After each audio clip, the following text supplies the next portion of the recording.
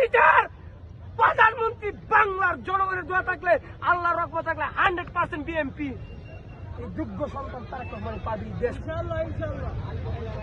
গরিব শ্রমিকের কোষেকের আশা পূর্ণ করতে পারত যোগ্য সন্তান তারেক রহমান।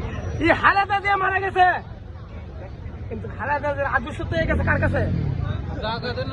প্রত্যেক মানুষের কাছে। এবং তারেক রহমানের এই আদর্শ কার? জিয়াউর রহমানের যে আদর্শ, খালেদা জিয়ার যে আদর্শ তারেক রহমানই পূর্ণ করবে। মা বাপের আশা, জনগণের বাংলাদেশের প্রত্যেকটা আশা বাংলাদেশে যারা দেশকে বিভ্রান্ত সৃষ্টি করতে চাইবে, দেশকে অশৃঙ্খল সৃষ্টি করতে চাইবে, তাদেরকে প্রতিরোধ করতে পারবে একমাত্র তারেক রহমান। সবার আগে বাংলাদেশকে রক্ষা করতে গেলে পারবে তারেক রহমান। ওই এমন যোগ্য সম্মান তারেক রহমানই আছে।